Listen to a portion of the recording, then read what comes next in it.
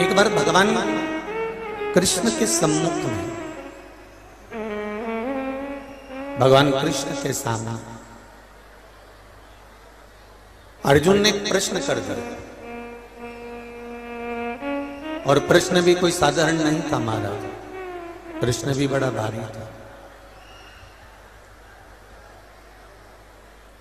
भगवान कृष्ण के सामने अर्जुन ने प्रश्न किया कि प्रभु आप ध्यान देते हैं और ध्यान नहीं देते, तो इससे संसार के लोगों पर क्या फर्क पड़ता? जरा ध्यान देना, जितने लोग आस्था चैनल पर कथा सुन रहे हैं और फेसबुक यूट्यूब पर सुन रहे हैं, बड़े सावधानी से सुनना। तर्पण शिव पुराण, आप अगर ध्यान दें और ध्यान ना दें तो उसमें अंतर क्या है, बस आप केवल इतना सा बता दीजिए। और भगवान कृष्ण ने अर्जुन से कहा, मैंने ध्यान दिया तो उत्तरा के गर्भ में जो बच्चा था, उत्तरा के गर्भ में जो बालक था, मैंने ध्यान दिया तो उत्तरा के गर्भ में जो बच्चा था उसको मैंने बचा लिया। बोलो बचाया कि नहीं बचाया? उत्तरा के गर्भ के बच्चे को भगवान ने बचाया। भगवान कहते हैं कि मैंने ध्यान दिया तो उत्तरा के गर्भ का बच्चा बच गया, और मैंने ध्यान नहीं दिया क्योंकि अर्जुन तुमने मुझसे कहा था कि मैं मेरे घर के लोगों को संभाल लूंगा, मैं मेरे परिवार को संभाल लूंगा, मैं अपने कुटुंब को संभाल लूंगा, तो मैंने तुम्हारी ओर ध्यान नहीं दिया। तो पलंग पर सोते हुए अर्जुन, द्रौपदी के 5 पुत्र मर गए क्योंकि मैं ध्यान नहीं दे पाया। अगर मैं ध्यान देता तो उत्तरा के गर्भ के जब बच्चे को मैं बचा सकता हूं, उत्तरा के गर्भ में पड़े हुए एक छोटे से शिशु को मैं बचा सकता हूं, उत्तरा के गर्भ में पड़ा हुआ एक छोटा सा बालक मैं बचा सकता हूं, तो क्या मैं तेरे पुत्रों को नहीं बचा सकता था? क्या मैं तेरे पुत्रों को नहीं बचा सकता था? मैं तेरे पुत्रों को भी बचा सकता था। बस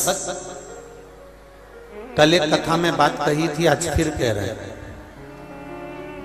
कि भगवान से ये जरूर कहना कि मेरे आने की सूचना तुम 9 महीने पहले दे देते हो, तो मेरे जाने की सूचना भी तुम कुछ दिन पहले जरूर दे देना, जिससे मैं आपका भजन जरूर कर सकूं, आपका स्मरण जरूर कर सकूं।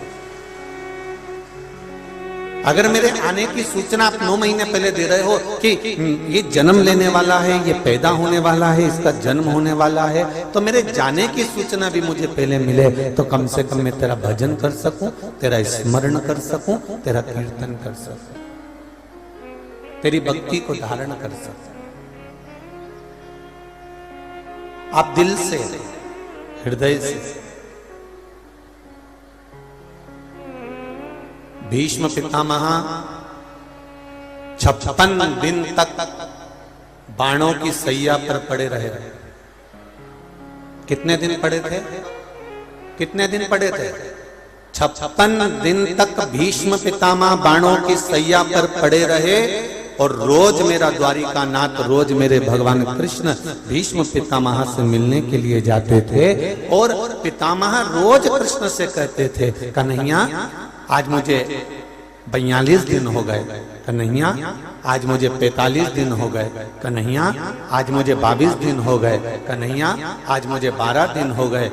रोज भगवान कृष्ण से भीष्म पितामह कहते हैं कि मुझे रोज ये दिन हो गए हैं, 12 दिन, 11 दिन, 15 दिन, 20 दिन, 30 दिन, 42 दिन, 50 दिन। भीष्म पितामह रोज भगवान कृष्ण से कहते हैं कि मैं इतने दिन मुझे हो गए, मेरे प्राण कब छूटेंगे ये बताओ। तब भगवान कृष्ण कहते हैं, पितामह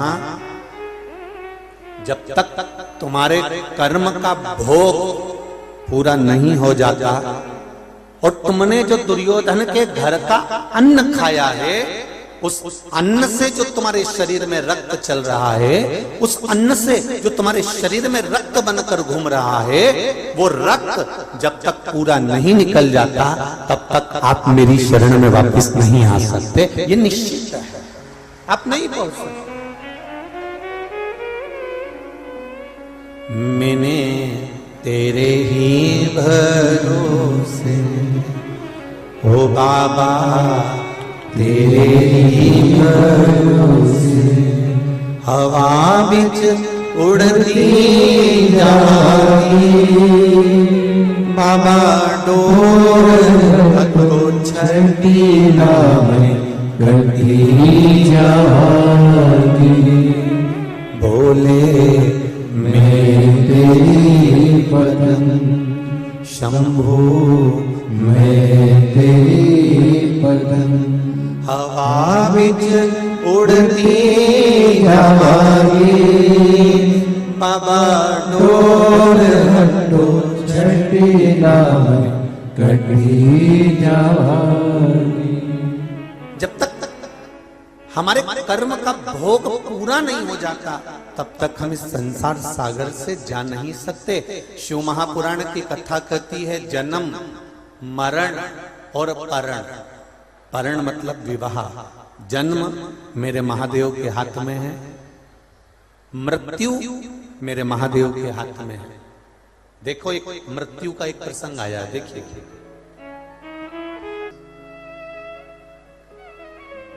शंकर का भक्त क्या क्या क्या विचार करना।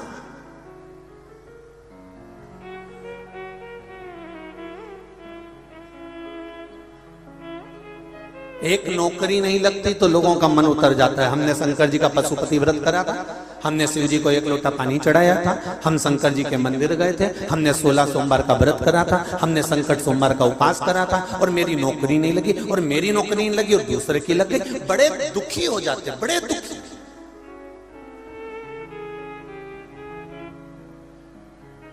और फिर बाद में आकर कहते हैं गुरु जी भगवान हमारी क्यों नहीं सुनता। आखिर आप कहते हो कि 1 लोटा जल चढ़ाओ और सभी समस्या का हल हो जाता है, तो भगवान मेरी बात क्यों नहीं सुन रहा, मुझे दुख क्यों, मुझे तकलीफ क्यों। तो उसका भी अंदाजा लगा कर बैठो। जब घर में बच्चा जन्म लेता है, घर में अगर बच्चा जन्म लेता है तो 8 दिन 10 दिन भगवान को छूते हो? जम के बोलो जरा, भगवान को छूते हो?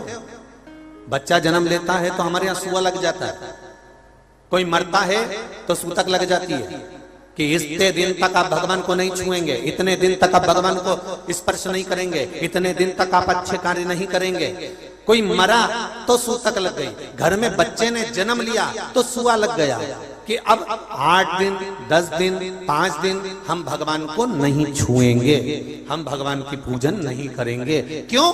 क्योंकि हमारे यहाँ बच्चे ने जन्म ले लिया। अगर बच्चा जन्म लेता है तो 8 दिन 10 दिन तक लोग भगवान को नहीं छूते, तो भगवान भी तो यही कहता है कि तेरे भीतर रोज काम, रोज लोभ, रोज वासना, रोज आसक्ति, रोज तृष्णा जन्म लेती है, तो मैं तुझे छूऊं कैसे? और जब तक मैं छूऊंगा नहीं तब तक तेरा कल्याण होगा नहीं। तू अहंकार छोड़ दे, तू क्रोध छोड़ दे, तू लोभ छोड़ दे, तू वासना छोड़ दे, तू तृष्णा छोड़ दे, काम होगा।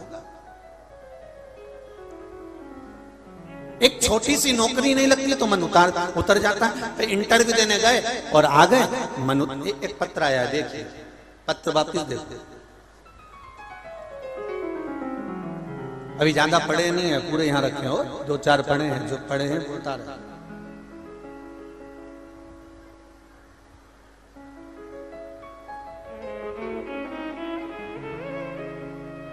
मेरा नाम इंजीनियर राजा रघुवंशी है, ग्राम पीमरी, जिला अशोकनगर का निवासी हूं।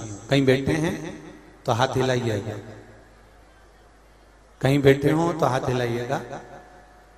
महाराज राजा रघुवंशी कहीं बैठे हो तो अच्छा पत्र आप ही लेके आई हैं क्या? दोनों हाथ हिला दीजिए। श्री शिवाय नमस्ते। राजा रघुवंश। और देखिए अगर एकांत नौकरी चली भी जाए ना और ऐसा लगे कि बताओ मेरी नौकरी नहीं लगी और बहुत उदास हो गए, तो उदास मत होना।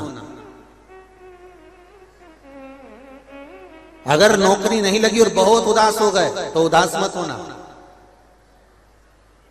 अशोकनगर के सांसद महोदय को देख लेना। मैं दिल से कहूंगा, विधानसभा का चुनाव लड़ा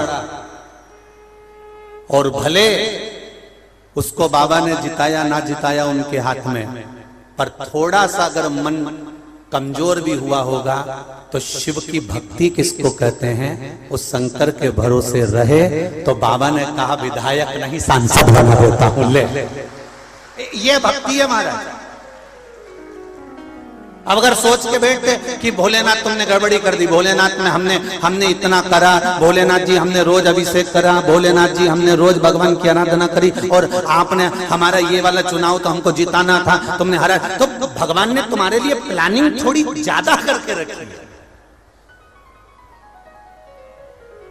हम परमात्मा से थोड़ा मांगते हैं और भगवान कहता है ले ये ले जा। और भगवान से हम ये कहें कि बाबा ऐसी कृपा करना कि जो मेरे हित का हो और जो आपको पसंद हो और जिसमें मेरी जिंदगी का सुख हो और मेरे महादेव की कृपा हो, बस वही कर देना। तो भोलेनाथ अपने हिसाब से कर। मेरा शिव आप जो मांग रहे हो भगवान से कहो कि जो मेरे हित का हो, जो मेरे आनंद का हो, वो मुझे दीजिए। बस शिव महापुराण की कथा और गीता एक ही बात कहती है कि कर्म करने में पीछे मत हटो। आप मेहनत करने में पीछे मत हटो, बहुत करो। एक बार बादलों की हड़ताल हो गई और सारे बादलों ने आपस में मीटिंग कर कर कह दिया कि अब हम नहीं बरसेंगे, इंद्र देवता से हमारी लड़ाई हो गई, 10 वर्ष तक पानी पृथ्वी पर नहीं गिरेगा। ये बादलों ने संकल्प ले लिया।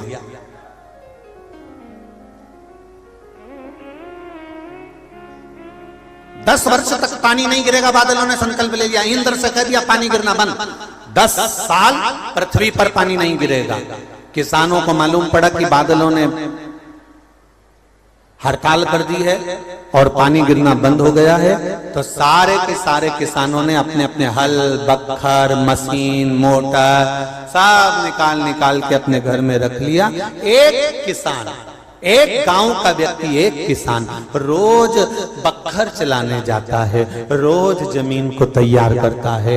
एक बादल वहीं से निकल कर जा रहा था। उस बादल ने उससे पूछा, भाई एक बात बता, जब 10 साल तक पानी नहीं गिरेगा तो तू रोज बखर क्यों चला रहा है? जब 10 साल तक पानी नहीं गिरेगा तो तू रोज हल क्यों चला रहा है? जब 10 साल तक पानी नहीं गिरेगा तो तू ये बीज क्यों बोना चाहता है? इतने में किसान ने कहा, 10 साल में मैं बखर चलाना ना भूल जाऊं, इसलिए मैं रोज बखर चलाता हूं। बादलों के मन में आया कि 10 साल में हम पानी बरसाना भूल गए तो बादल ने तुरंत पानी बरसा कर देखा कि बरस रहा है कि नहीं बरस रहा। बस वो पानी बरसना था और पानी बरसा। सारे किसान बैठे की बैठे रह गए। जो रोज बखर चला रहा था वो बीज बोकर फसल लेकर चला। ये तैयारी फसल की पूरी रखो, भजन करते रहो। कल कथा में कहा था, खाते समय बत्ती सी याद आएगी, पढ़ते समय जम के बोलो, जरा अच्छी जम के बोलो, यहां तक आवाज आना चाहिए। पढ़ते समय चश्मा याद आएगा और मरते समय मेरा महादेव याद आएगा कि वो था कथा हो रही थी, अशोक नगर में चल रही थी। अरे सांसद महोदय कराए, यादव परिवार कराया और मैं जा नहीं सका। तब महादेव याद आएगा कि मैंने छोड़ दी उस कथा को, मैंने छोड़ दिया उस भजन को, मैंने छोड़ दिया उस मंत्र स्मरण को, मैंने छोड़ दिया उस मौके को। अरे मैं तो जाने के लिए तैयार बैठी थी, पर पानी आने लगा। तो भगवान ने भी कहा, मिट्टी की तो नहीं बनी थी, चामड़े का शरीर दिया था, गीली हो जाती बस। अरे मेरा तो बहुत मन था कथा में जाने का, पर भीड़ इतनी भीड़। अरे भीड़ का आनंद लेना हो, कभी सत्संग ये रात्रि को 12 बजे, 1 बजे, 2 बजे, 3 बजे, 3:30 बजे, आप जितनी बजे आएंगे, यहाँ शिव महापुराण में जितने भक्त आए हैं वो किसी ना किसी रूप में भगवान के भजन को गाते ही मिलेंगे, स्मरण करते ही मिलेंगे, क्योंकि ये मौका फिर आना नहीं, बड़ी मुश्किल से मिला, बड़ी मुश्किल। भक्ति भक्ति होती और हो नर कपड़न से डरते और नरकपड़न से नहीं। जिसको भगवान को प्रणाम करते समय कपड़े की किरीच दिख रही हो, भगवान को प्रणाम करते समय कपड़ा मत देखना कि ये दंडवत करने में, प्रणाम करने में कपड़ा गंदा हो जाएगा। नर कपड़न से डरते हैं और नरक पड़न से नाए। आज कपड़े से डर लग रहा है कि कपड़ा प्रणाम करने में गंदा हो जाएगा, तो उस समय का भी भान करना। यदि आज कपड़ा प्रणाम करने में गंदा हो गया तो अंत समय गंदा नहीं होगा, निश्चित है। अंत समय गंदा नहीं हो सकता।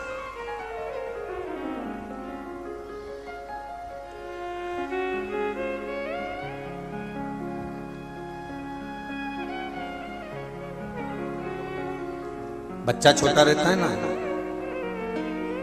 छोटे बच्चे की गंदगी मम्मी पापा साफ कर देते हैं, पर कोई बड़ा 40 साल, 45 साल, 50 साल का व्यक्ति गंदगी करे तो माता पिता साफ करे क्या? अरे बोलो तो जम के, नहीं करे। बचपन की गंदगी को माता पिता साफ करते हैं, और जब बड़े हो जाते हो तब गंदगी को माता पिता साफ नहीं करते। महाराज ये उसी तरह से है जैसे बचपन में किया गया पाप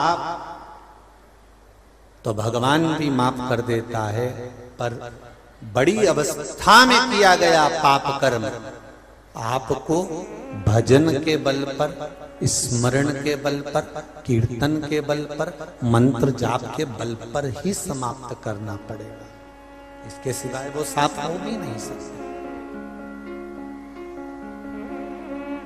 साफ नहीं होगा वो।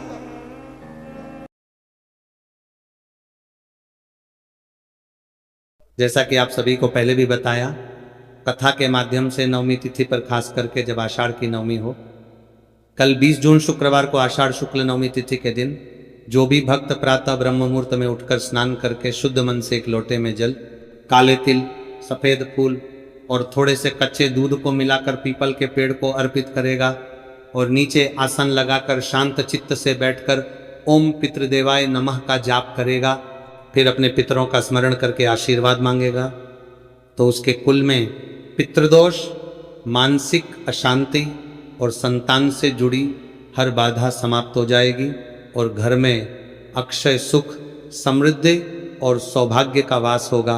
हर हर महादेव।